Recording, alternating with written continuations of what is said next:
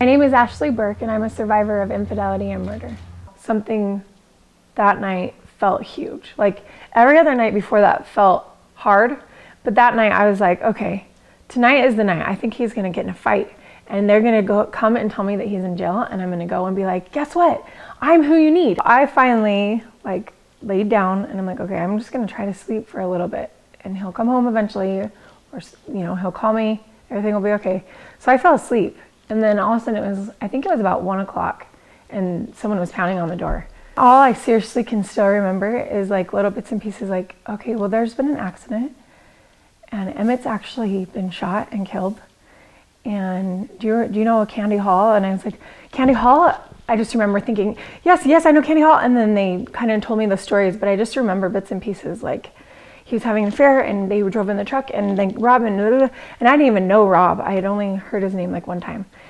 And so by the end of the night, I literally could not breathe. It was almost like someone was choking me.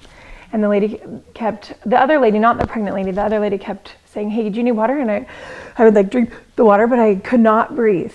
I just kept taking these short breaths. And I think I pretty much was in shock from then on for a long time. I'm not just a victim. I'm a person who this happened to, and my kids are people.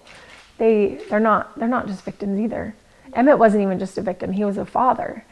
He was making mistakes, but he was still our father and husband. He didn't deserve to die. He maybe deserved to be punched in the face or yelled at, but he didn't deserve to die. As far as staying positive for my kids, that was more for them, but positive for myself was harder. Positive, looking in the mirror and being you weren't enough. You're not pretty enough. You're not good enough. Whatever you were doing wasn't enough for him to just want you and not look for other things. So that was the thing that I struggled with the most. And it was more just an internal battle to constantly fight for myself. And I think my strongest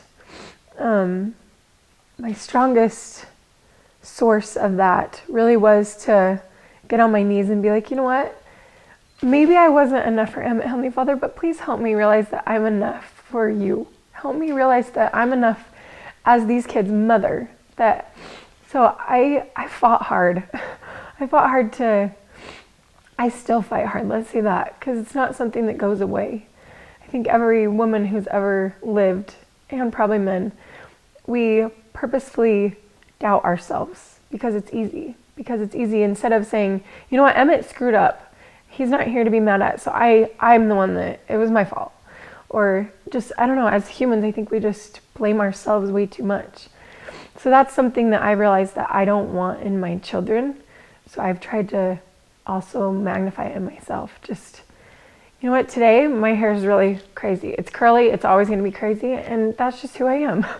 And I've just tried hard to accept myself for who I am and realize that I did have shortcomings, but that's not why Emmett chose what he did. Because Emmett was choosing crazy things, and I still was remaining faithful, and I was still standing tall in my marriage and putting everything I could into it. So no matter what other people are doing to you, you can still be whoever you want to be. And that's something that I have learned along the way.